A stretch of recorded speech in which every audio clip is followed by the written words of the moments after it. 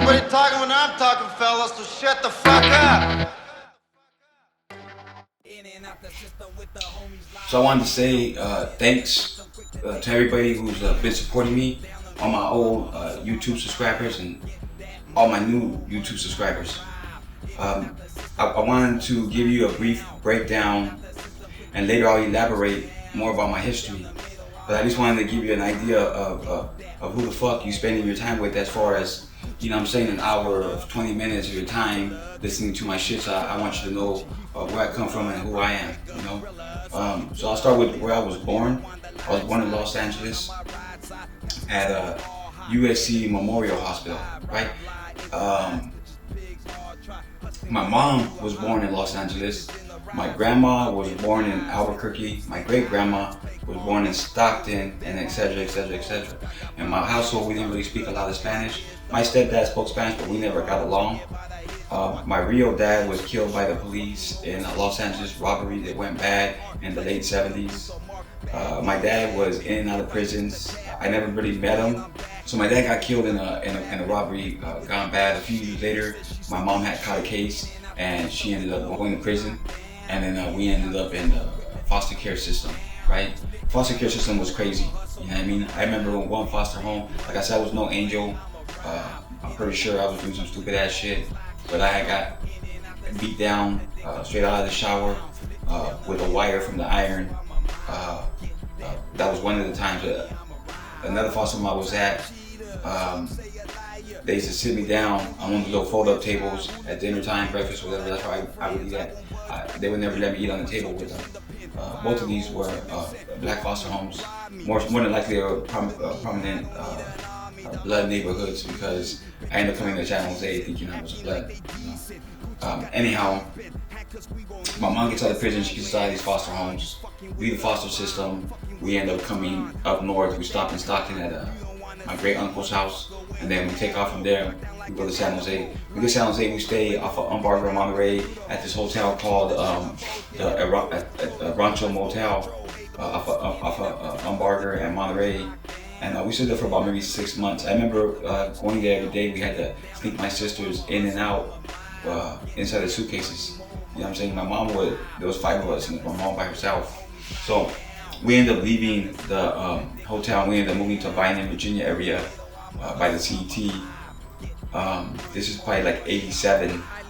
At this time, I'm really running around. I got influenced by some cats from Horseshoe who had explained to me that I wasn't a blood, that I was Chicano, and that I was a Norteño if I wanted to claim a red rag. You know, so I started banging Norteño, West Side Soho, and I started up my own little gang called Red Rags Blue, and it was all around Vine, Sutter, up to First Street, Virginia, Almaden, Edwards, Oak Street, all that shit around there, right?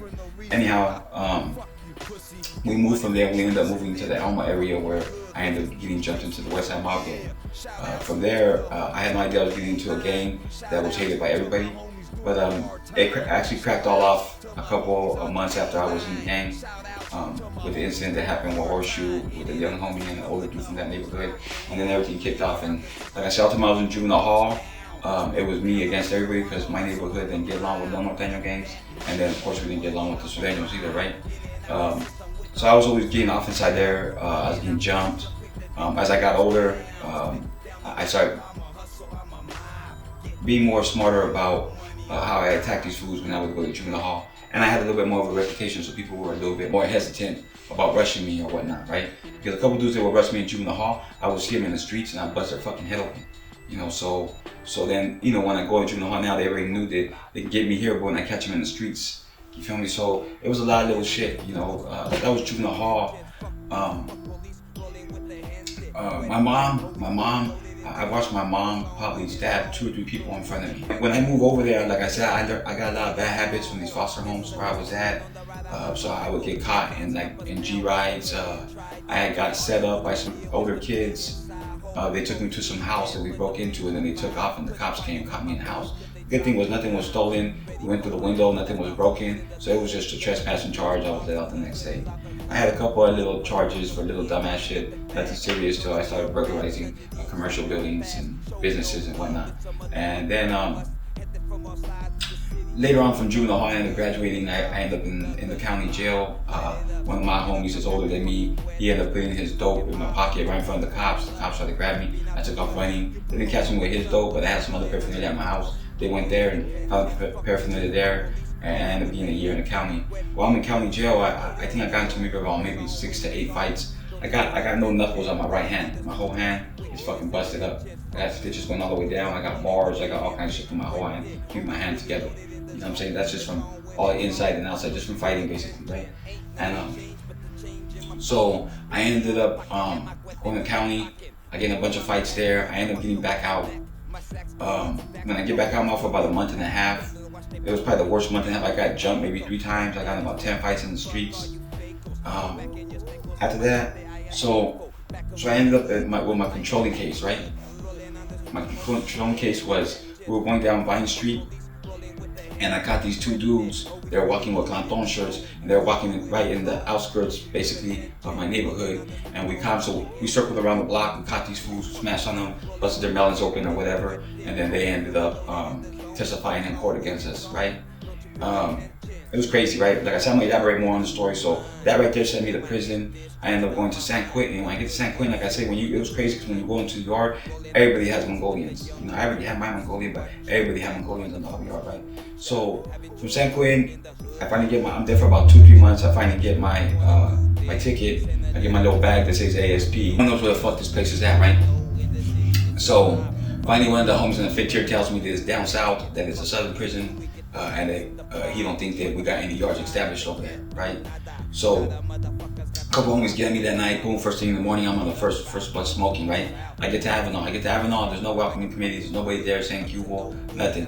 I get into the building. Some dudes from Fresno hit me up. Some vatos from 18th Street hit me up. I gangbang on both cats. I leave from there. I go out to the yard. I'm trying to find somebody that, you know, any homies at all. And I hit some Africanos, and I'm looking for some 415ers, some Kumis. They say it's all 213 yard gear gang, crib cuts, all that. They start banging on me, right? So I leave from there. I end up going to the other side where the other side of the yard where the oil's at, and I see some vatos over there, and one has a Mongolian, so I walk up on them. I hit them up. I hit them with Norteños. The OG that was there was a dropout named Mousy from Stockton. He ends up making a little sarcastic remark and asks me if I've been asking everybody that in New York. You know what I mean? So, you know, I tell him some sarcastic shit right back, right? When they ask me why I'm calling myself from Soho, they say I didn't have no homies there. This is 209. You know, back then, 209, 408, 916, everybody had their own cars, everybody set trips a lot more back in the 90s, right? And like I said, keep in mind, this is 1995. So, I ended up there on the 1 yard. They sent me to go talk to this homie. They thought it was funny. He said he was from Milpitas or Soho because his name was Tomas. He had a chata on his back and it said Milpitas, but then it also said Soho, California on the side of it, right?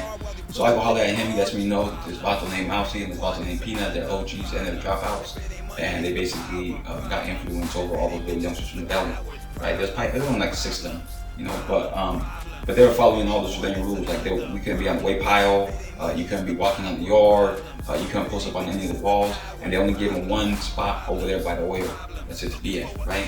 I get there, I don't give a fuck. I'm doing everything I want to do. You know what I mean? And as I'm there for 2 weeks, 3 buses come, San Quentin, Tracy, and San Quentin. So we start getting intake. I'm right there getting all the homies, and we end up getting a wall, we end up getting a little spot in the way pile, but then shit starts getting kind of crazy. Someone drops a kite on me, I get kicked off. I gotta go to yard 2. When I get to yard 2, get to the gym, this little fat dude jumps off the bunk and takes off. They say, no, I got a dude that comes up to me, he lets me know that it's a Southside bunk. I let him know that, you know, not no more, it ain't. You feel me? It's my bunk, and I start doing my thing. He starts to tell me I can't be there. I tell him basically, fuck you, I don't listen to you. You feel me? You want someone to talk to me, send some homies to come talk to me. I don't take orders from no Southsiders. Dude walks away. As that's happening, he's actually there arguing with somebody. He also got rolled off that yard. He was my taita on the intake yard. He got rolled up when I did too. We both did. And so we ended up both on the 2 yard was with the gang yard.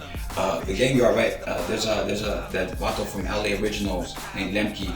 He's also on some podcasts with a dude named Ducky where they're talking about the 1995 Avenal riots, right? I kicked off that first Avenal riot. I was in the second riot, and the third riot was because I was still on the yard after the first 2 riots and never got caught, so they were kind of pissed off about that, right? That was an Avenal, because I'm going to elaborate a little bit more on that, right? So then that was my first time in prison. I ended up getting out. I ended up moving to San Carlos area. San Carlos area at the time, they had a bunch of different gangs there, but BGT was one of the newest gangs, and they were, you know, really trying to put in their work. So they were banging on Horseshoe and the mob. I ended up moving in their hood.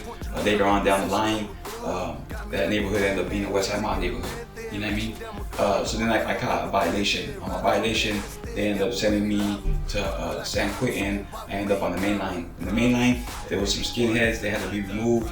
I got caught up in the whole mix. I ended up in the oil. I was there for about 3 months. I was in the 6 yard. Back then, you go to 5 yards, regular homies, 6 yards, the big homies. The big homies, I knew a lot of them. They wanted me to go on the yard with them. And you had the homie Filippo Take Gangster. You had the homie Roach from Frisco. You had the homie Chili from South San Fran. You know what I'm saying? Even Midget from Eastside Hoods was there. Boo Boo from Palmas. I mean, there was a gang. There was a whole bunch. That's when the Huevo and them were all on death row. They're right there at the adjustment center. And anyhow, I ended up leaving from right there. Went back to Atlanta, and then I ended up paroling back to the streets, right? That violation was for access to a firearm and gang association. I got back out, was out for a few months, then I got caught up again, maybe like around 6 months, 7 months later, for access to a firearm and gang association again. That time they sent me to Newport. I get to Newport and I go to the F yard. This is December '99. I'm tripping out because you got Robert Downey Jr. He used to hit the tennis racket against the homeboy handball court, right? So we would always be right there. So we had access to bullshit with him, right? I bullshit him once or twice. Let him know that one of my favorite movies that he made was a pickup artist. You know, it was a trip that the Vato was there. You feel me? But I was only there for 2 weeks, and I ended up getting rolled up off that yard and sent me to 8 yard. I get to 8 yard. I'm only on 8 yard for 15 days. The first day I'm there, this Vato guy had me kind of sideways from Salas. I basically disrespect him. He goes gets more homies. They come and get at me. Long story short, or short story long, I end up telling these dudes basically, you know, that dude can suck a dick. If you don't like it, we can go on the back. Because back then you could get off one-on-ones. There was none of this you can't touch me and everybody's hella tough. None of that shit. There's Chiefs, there's Indians, there's a fucking pecking order. You feel me? If you disrespect me, you're gonna find out real quick not to be disrespecting me. You can get your fucking ass light up. And even if I get my ass kicked, you disrespect me again, we're gonna go back there again until I do kick your motherfucking ass. And you know what I'm saying? Shit ain't fair sometimes in life. You know what I mean? So all the way around, like I said, I end up in Newport. 15 days later, the riots kick off inside there. At that prison, it was on the 8 yard. We couldn't be more than 50 deep. If we would get more than 50 deep, the surveillance would remove us off the yard, right? B yard, there was no homeboys at all, right? So we end up all the buildings got off, the gym got off. I told the homies it's time for us to get off. They didn't want to do it, so I took off my boots. I went to sleep. They woke me up like 4 or 5 hours later, let me know that everything's popping, and if I'm willing to remove 2 Southsiders and a Bulldog. You know, I'm telling at that point I'm like, fuck it, who's coming with me? You feel me? They told me everybody's second wave. Like I said, the building already didn't like me, all the dudes in the building. I was just trying to tell the homies that day that if we didn't get off while the A and B side gates were open, that the 2 homies on the A side are gonna have to fucking deal with crazy ass consequences. We need to get off now. They didn't want to do it, so I basically, like I said, I went to sleep. They woke me up, asked if I could do the removal. I told them I would. They didn't want to have nobody else assist me. They wanted to try to ask the paisas. The paisas were just like, how about when you didn't help us? You know what I mean? So when I heard that, I told the paisas, we good, we don't need no help. I told the homie, hey, you know what? I just go. I'm out of here. I didn't want to be there anymore. I just wanted to get the fuck out of that yard, get the fuck away from all these idiots, right? Bunch of pussies. So I fucking take off. You feel me? I got fucked up. I got my head cracked open. You know what I'm saying? In 2 places. You know what I'm saying? I got my jaw broken. But it is what it is. You feel me? I came out with 3 motherfuckers though. You feel me? Anyhow, at the end of the day, I ended up in the oil on E yard, and then from there I went to Soledad. Soledad went with the Kite too. They couldn't be with the Bulldogs anymore, because you gotta keep in mind that the Bulldogs, they basically had left the NF, but they stood on the main line, you know, because they had some kind of pact with the Southsiders. So if we touch them, they touch us too. So all the way around, they were kind of basically protected. You feel me? Over there when I was in Avenal, you had people like Predator, Troll. I mean, there was a lot of solid motherfuckers from Fresno. Don't get me wrong. You know what I mean? And they're ready to go. You know, from there I ended up leaving. I went to the E-Yard, I was in the overflow on the oil, and then I ended up going to Soledad, to the A-Yard, to Whitney, and then from there I went to South Yard. There's a couple incidents that happened over there, but like I said, I'll explain more later, right? I ended up discharging my number, I get back out. I'm out 2-3 years. Like I said, I'm still getting harassed by the cops. They're still trying to take me to jail for no reason. There's still a bunch of bullshit, you feel me? So then I ended up catching my F number, you feel me, at the flea market. I explained that in one of the other interviews that I did. So that takes me, I end up going from there, I go to Tracy. Tracy's way different. You go to Tracy, it's the first time I ever seen some shit. When we get out for the showers, the first time I shower, I'm walking down towards the showers and 2, 3, 4 homies go running down the stairs. I don't even know why. I'm like, what the fuck? I guess they pieced it up. I guess it was the new thing that was going on that, you know, was better in SNY. Yeah, it's more softer, it's easier. I don't know what it was. I have no idea. These motherfuckers just leaving the hotcakes, so I'm tripping out, right? That was in Tracy. So I end up leaving Tracy. I go back to Soledad. I discharged my J number from Soledad, and ironically, I end up back in Soledad with this new F number. You know what I mean? Which was fucking nuts, right? So from there, I ended up leaving from Soledad. I was there for about 3, 4 years. I seen about maybe 20 homies get removed. I had never seen so many homies get assaulted by our own people. It was crazy as fuck. So I was happy when I finally left. They were gonna close the whole prison because they were gonna flip it to SNY in 2009. I ended up leaving like in January, February. I got to leave in 2009, and I went to Solano. Solano was really fucked up too though. I was in the 4 yard in Solano, and I'm not sure if there was already 50-50 yards, except I think that one was for Africanos and the Cabachos, but it wasn't for like the Paisas, Montaños, Sureños, and the others. You feel me? So it was something like that, but it was a trip because whenever anything, the pigs would find out everything fast as fuck inside there. So that was nuts too. Then I ended up paroling from Solano in October of 2010, and I've been out since. And I was on 3 years parole.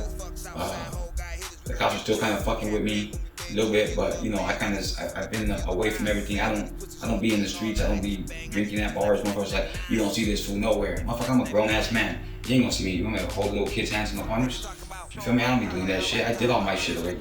I ain't got nothing else to prove to nobody. I give a rabbit's ass what anybody thinks. You feel me? I mean, the majority of people that are making comments or got something to say don't got nothing. You feel me? Because if they did have shit and they wouldn't give a fuck about what the fuck I'm doing. You feel me? I mean, at the end of the day, some people gotta take a look at themselves and really think, you know, am I gonna waste my time worrying about the next man? You know, shit, you know, live your life, do what you gotta do for you, take care of your family. You know, that's all I'm trying to do. You feel me? So that's a lightweight rundown. Like I said,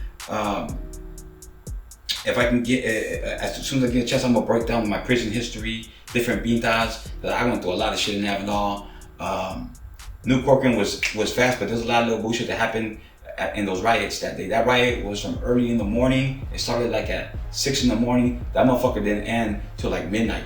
You feel me? And then they sent everybody from the A yard. We all went to the oil to overflow. There was so many heads that they had to send people to B yard, and B yard had no homies. And those homies came right back that same night, more fucked up, broken legs. I think a homie got killed, something like that. I remember it was fucking nuts. You know what I mean? And then my experience in the oil in the East Block was crazy as fuck. You feel me? Being there with Death Row, I seen Richard Ramirez, you know what I mean? So, like I said, I got a lot more that I'm gonna break down, I'm gonna elaborate on each story or whatnot, but I just wanted to give you an idea of who I am, some of the shit I've been through, where I come from, and why I speak on some of the shit. You feel me? Like, I'm a product of my environment, I'm a product of the struggle, you know, but I've learned to make a lot of changes to make my life right. Like I said, I'm not here to promote gang activity. I'm not trying to make the lifestyle look luxurious or glorify it. This shit was really fucked up. But I'm not some kid that was born into in the middle class. You know what I'm saying? We were poor from the fucking gate. But my mom used to send me out to go jack shit. You feel me? If I jack shit, I can't take it in the house unless I give her half. You know what I mean? That my mom raised a fucking criminal / gangbanger.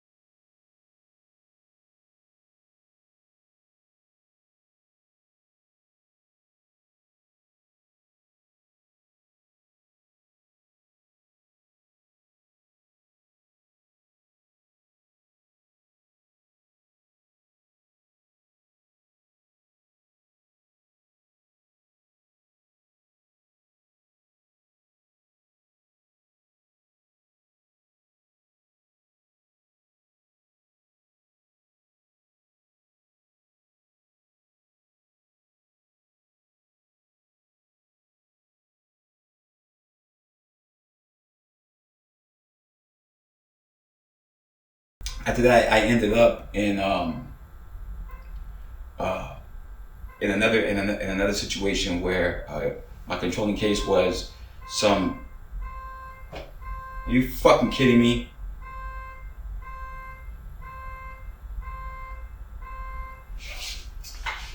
Fucking asshole.